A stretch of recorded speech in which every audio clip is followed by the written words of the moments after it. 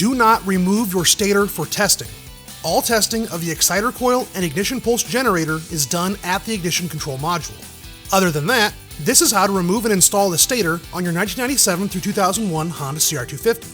You will need to remove your flywheel before you remove your stator. If you need help, check out my flywheel removal guide.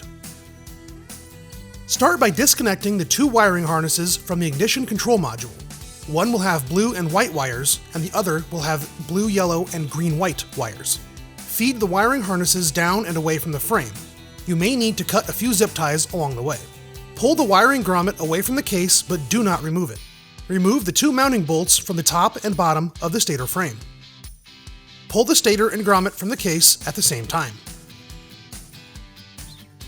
Install your stator in the reverse order. When installing the stator frame, line up the scribe mark on the frame with the tab in the case. This is the stock timing setting. Add some dielectric grease to the harnesses before reconnecting. Secure the stator wires to the back side of the frame rails.